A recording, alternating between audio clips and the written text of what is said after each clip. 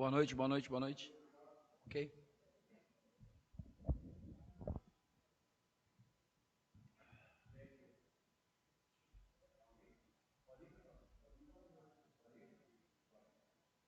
Claudinei, boa noite. Boa Caio noite. Almeida, Jovem Pan News Campinas. Sentimento de alívio pelo não rebaixamento, mas acredito que muito aprendizado já pensando na Série B do Brasileiro. Queria que você falasse um pouco sobre esse momento e sobre a escalação sua no meio-campo. Matheus Bueno, França e Regis juntos. Queria que você fizesse uma análise desse esquema que você colocou em campo hoje. Obrigado. Obrigado a você pela pergunta, boa noite. Então, cara, a gente tem que analisar o que foi feito, né? Eu não posso falar muito no início do ano, quando eu estava aqui, né? Da montagem de elenco, enfim, de quem ficou, quem saiu. A gente sabe que o Guarani perdeu jogadores importantes, né? O Bruno José é um cara que tinha sua relevância no grupo, né? Depois a lesão do Bruno, a lesão do Derek, né? A gente perdeu, para essa semana a gente perdeu o Camacho suspenso, perdeu o Anderson Leite por lesão, enfim. Eu não gosto de falar muito do que aconteceu antes da minha chegada, né? Eu acho que tem que se fazer uma análise, a gente vai sentar essa semana para isso, né? Para conversar com a direção, junto com o Danilo ali, para a gente identificar o que foi errado na montagem, o que tinha que ser mais ajustado para a gente analisar. Mas, assim, o importante é, assim, eu acho que terminou bem, né? Começou mal e terminou bem. Se a gente tivesse começado muito bem e terminasse mal, né? Estaríamos lamentando aqui uma situação muito desagradável. Estou feliz, lógico que é uma coisa, o Guarani não pode ficar todo ano passando esse sufoco pelo tamanho do clube, pelo peso da camisa. A gente teria que estar brigando por coisa maior, mas não foi o que se apresentou esse ano. Então, dentro do que se apresentou, a gente acabou vencendo, voltando a vencer no Brinco. Acho que desde setembro do ano passado que não vencia no Brinco, né? Minha primeira vitória como treinador do Guarani. Então, assim, eu acho que a equipe veio numa evolução, se não para entrar no futebol vistoso, maravilhoso, mas assim, de organização, né? A gente veio evoluindo, já foi o primeiro jogo que a gente não sofreu gols, né? A gente estreia contra o São Paulo, sofre 2 gols, daquela maneira que foi, um jogo que poderia ter usado já a tranquilidade de a gente entrar hoje livre de qualquer perigo. Aí o jogo da Portuguesa, um jogo bem abaixo, a gente tem uma semana para trabalhar, colocamos 3 zagueiros, mais uma semana fizemos um bom jogo contra o São Paulo, mais uma semana empatamos com o Botafogo, apesar de não termos feito um jogo tão bom como contra o São Paulo, mas é um adversário de Série B jogando fora de casa, com chuva, com tudo, saindo perdendo, da maneira que a gente saiu perdendo. E aí, mais uma semana para trabalhar, a gente começou, optamos por manter os 3 zagueiros, né? E esse meio-campo, como a gente perdeu o Anderson Leite, perdeu o Camacho, a gente optou por deixar o França, para a gente ter um cara de mais de escape também. O França é um meia, né? Um meia atacante. A gente botou ele do lado do Bueno, do lado a lado ali, para a gente ter essa condição de ter mais um cara chegando no último terço, né? A gente tem botado o Regis ali numa situação confortável para ele em termos de marcação, que ele não precisa fazer corredor, não precisa marcar tanto, ele fica mais livre para poder jogar. E a gente botou por isso por eles. Se você observar, ainda no primeiro tempo, a gente estava sem pressão na bola, né? Os jogadores do Red Bull estavam entrando no nosso campo, penteando a bola, vendo o que iam fazer com a bola, então a gente botou o Léo de primeiro ali, a gente mudou para um 4-1-4-1 ali, meio que um losango com o Regis na ponta, sem o 9 fixo, o Regis como falso 9. A gente começou a ter mais pressão na bola, o Red Bull começou a ter menos chance de chegar perto da nossa área. E aí a gente foi fazendo as trocas, né? Enfim, durante o jogo foi se apresentando. O Heitor, a gente tinha trabalhado o Heitor como volante, como médio ali. O Heitor, por isso que a gente botou nessa função. Fez toda a base do Inter, ele fez nessa função. Depois mudou para lateral. Ele originalmente era um volante, a gente conversou com ele. Né? Pusemos o Araújo de primeiro depois, né? Voltamos a utilizar o Araújo. Eu acho que a gente ganhou o Adel, né? Um zagueiro que não tinha nem estreado no Guarani. A gente, né, teve a sensibilidade de ver a qualidade dele nos treinamentos, ver a entrega dele. E aí é um cara que a gente ganhou hoje, né? Fez uma grande partida, saiu com cãibra, né? Muito tempo sem jogar um jogo inteiro, assim. Então, enfim, cara, é muito a comemorar, pouco a lamentar, né? No dia de hoje. É lógico que a gente tem que ver o que passou para não cometer os mesmos erros. Olhar para frente agora para a Série B, o que a gente tem que fazer, o que se tem que reformular ou não. Enfim, eu acho que também não é hora agora de ficar pontuando. Tem que trazer muito ou pouco jogador, até porque esse cara acabaram de ter um jogo aí, né, de muita entrega para conseguir nos entregar essa vitória. Então é com calma agora, avaliar as situações do clube, ver quem está terminando o contrato, quem não está, sentar. A gente vai ter uma semana de muitas reuniões aí para definir muita coisa, que vocês em breve vão estar sabendo. Mas assim, agradecer a entrega dos atletas, agradecer o apoio do torcedor, veio ontem no treino, veio hoje no jogo com o espírito de incentivar. Lógico que uma hora outra tem uma reclamação, uma vai, mas eu acho que foi fundamental, a partir do jogo de São Paulo, o reencontro nosso com a torcida, né? A torcida incentivando, lá em Ribeirão, aquela chuva lá, nós tivemos presença do nosso torcedor, os jogadores ao final do jogo foram lá agradecer ao torcedor. Então a gente tem que resgatar isso, acho que o Guarani, junto com o seu torcedor, vai ficar muito forte para a Série B. Claudinei, boa noite, Matheus Aboradi, Rádio Central Campinas. Sua primeira vitória no comando do Guarani e pensando agora na Série B, que é o foco que começa em abril, Você já conversou com a diretoria? Tem a permanência garantida para a sequência da temporada? Os jogadores que foram anunciados nesta semana tiveram o seu aval na contratação? E também queria a sua percepção do que o Guarani precisa mudar. É óbvio que hoje é um dia de comemoração, mas o que o Guarani precisa mudar pensando no Brasileirão da Série B para não sofrer o que sofreu no Paulistão? Eu acho assim, a gente, com relação aos reforços, o Ayrton a gente já sabia que era uma situação que está sendo construída, né, já há um certo tempo, já tinha sido consultado a respeito do Ayrton, um atleta que eu já tentei levar algumas vezes para clubes que eu estava trabalhando, nunca deu certo, um jogador que tem bons números nas equipes que ele joga, é um extrema que faz gol, pisa na área, que tem muitas assistências, jogador interessante. Com relação ao Kaique, a situação do Kaique do Botafogo já tinha uma coisa que já estava meio alinhada, não foi consultado, mas né, a gente está tirando informações do jogador. E o Bruno Oliveira é um jogador que se destacou muito no Vitória, né? Na Série B de 2021, quando eu estava no Havaí, que a gente conseguiu acesso lá. Fez uma boa Série B no Vitória, acabou batendo no Santos. No Santos não teve tanta chance, mas no meio é canhoto, de qualidade, até com uma certa estatura, né? Tão pequenininho, tem um jogador mais longilíneo, assim. Bate bem na bola, tem é um jogador canhoto, a gente gosta, conhece. Espero que venha para nos ajudar também. Acho que o segredo maior agora é assim, a gente entender como é que a gente vai entrar na Série B. Como é que eu falo assim, em termos de comprometimento, estado de espírito e também taticamente, né? A gente tem que entender, dentro das peças que vão chegar, dentro daqueles que vão permanecer, qual é o melhor modelo de jogo para a gente encarar essa Série B. A gente vai ter tempo para trabalhar. Né? Então, do mesmo jeito que a gente achou os 3 zagueiros como uma solução para esse momento, ano passado no Vila eu jogava com 4-2-4, vocês devem lembrar, jogava Caio Dantas e Neto Pessoa, só o Ralf de volante, o Lourenço que era no meio do lado do Ralf, e a gente foi a melhor defesa do campeonato, até eu sair de lá na melhor defesa, acho que terminou com a melhor defesa, e um ataque muito produtivo. Então, assim, tem várias formas de jogar, e a minha missão como treinador é potencializar as virtudes dos atletas. Então, aqueles que a gente for trazendo, que já permanecerem aqui, é a gente ver achar a melhor equipe, o segredo é achar a melhor equipe, e a Série B é um campeonato né, não é quem fala, é uma maratona, né, não é uma corrida de 100 metros, é regularidade. A gente tem que sofrer poucos gols, né? Acho que a gente evoluiu defensivamente, fico feliz, né? Tomamos um gol do São Paulo, um gol do Botafogo ali, numa situação de um erro nosso, saída de bola, e hoje não sofremos gols, então a gente tem que estar isso, menos de um gol por jogo, tem que sofrer, tem que fazer mais de um por jogo na Série B, não tem outro caminho, né? E competir bastante, eu acho que só eles têm feito, só eles entenderam que tem que estar botando o pé na bola o tempo todo, tem que estar dividindo todo o tempo, e eu acho que isso aí foi uma evolução grande que a gente teve, pelo menos desde o primeiro jogo que eu dirigi a equipe até o jogo de hoje. Claudinei, você falou né, do setor defensivo numa campanha passada, e aí eu queria te perguntar, olhando para o seu elenco hoje, qual setor que você acha que precisa olhar com mais atenção nesse período? E nesse período de 40 dias, como que o Claudinei Oliveira vai trabalhar esse Guarani para começar bem um campeonato tão difícil como a Série B?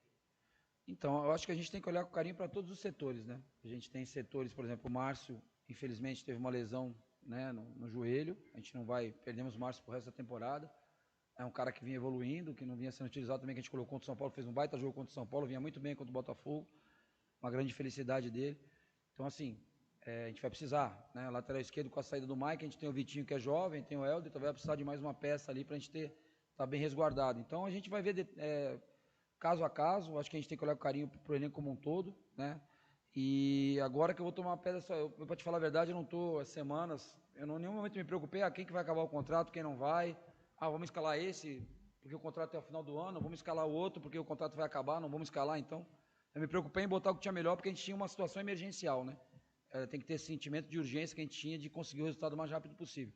Agora a gente vai entender a semana, eu vou sentar com a direção, com o Danilo, a gente vai ver, isso aqui está acabando o contrato, vai ficar ou não, aquele tem contrato longo, vai ser utilizado, a gente vai tentar dentro dessa semana administrar isso aí, e com relação aos dias para trabalhar, a gente deve dar um período de folga para os atletas aí, para a gente poder recuperar as energias também, porque foi muito desgastante para todos, né? Eu que estou aqui há menos tempo que eles, foi bastante desgastante, mas a gente vai estar, a comissão vai estar trabalhando todo dia, né? A direção, eu, Danilo, enfim, a comissão técnica toda, avaliando atletas, possíveis atletas, né? Quem vai chegar, possíveis saídas também, mas o pensamento meu é procurar encontrar o mais rápido possível dentro da pré-temporada um modelo de jogo, para a gente poder bater bastante nesse modelo de jogo, lógico, tendo uma outra variação dentro desse modelo, mas que a gente possa encontrar rapidamente um modelo de jogo que nos dê uma consistência defensiva e que a gente seja uma equipe também que consiga fazer bastante gols no adversário. Boa noite, Claudinei, repórter Ian Galli da Rádio Resenha do Interior. Primeiramente, parabenizar pela permanência na Série A do Campeonato Paulista. Claudinei, na coletiva do jogo contra o São Paulo, você falou que fazia muito tempo que você não utilizava a formação de 3 zagueiros. E hoje você repete esse esquema pela terceira vez. Pensando numa sequência para a temporada, você acredita que essa formação é o próximo do ideal que você planeja para o seu time? Então, depende, assim, o que eu falei, hoje, por exemplo, a gente jogou, a partir do momento ali do primeiro tempo que eu adiantei o Léo, a gente não jogou mais com 3 zagueiros, né? A gente jogou desde os, sei lá, 20, 25 do primeiro tempo. Aquela hora que o Vladimir sentiu ali, que a gente chamou para conversar. A gente mudou, botou o Léo de primeiro, foi para um 4-1-4-1. A gente tinha 3 zagueiros em campo, mas o Léo já jogou nessa função no Ceará, jogou algumas vezes de volante. Então a gente usou o Léo como volante, né? Em algum momento ou outro ele entrava para fazer encaixe no cruzamento, para fazer encaixe de área. E eu, particularmente, como eu falei, eu não tenho preferência por esquema. O 3 zagueiros realmente é o que menos utilizei nos últimos anos. Né? Mas a gente conhece, a gente tem noção de como funciona, te dá uma consistência, as coberturas próximas, né? Como eu já falei. Mas não sei se vai ser esse o esquema que a gente vai utilizar para a Série B. A gente, no Avaí 2021 no acesso, a gente fazia um 4-1-4-1 com 2 médios e um volante. No Vila, ano passado, era um 4-2-4, algumas vezes no 4-2-3-1.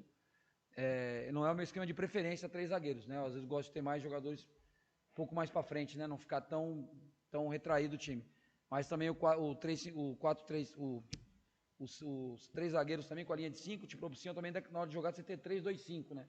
Você põe 5 jogadores na última linha do adversário, e aí se esses jogadores souberem se posicionar também ofensivamente, você tá bem, tá incomodando o adversário com teus alas o tempo todo. Aí você tem que ter jogadores, né, como o Pablo e o Reinaldo, que jogam entre lateral e zagueiro, pra gente ter profundidade. Então eu não descarto nada, sabe? Mas assim, meus últimos anos, dificilmente a gente vai iniciar a Série B com 3 zagueiros. A não ser que a gente realmente fale, não, o caminho é esse, tá bom, os 3 estão muito bem aqui, vamos manter. Mas a gente deve partir para alguma outra coisa mais perto do que eu vim apresentando em outros clubes. Claudinei, boa noite.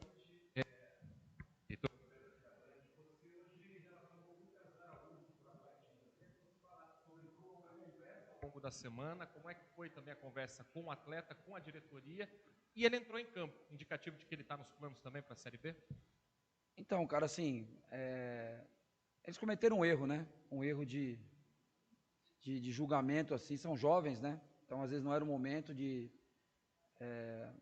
O Neilton me ligou 2, 3 dias depois que os meninos foram afastados. O Neilton me ligou. O Neilton foi meu atleta no Santos, trabalhei com ele desde 2009.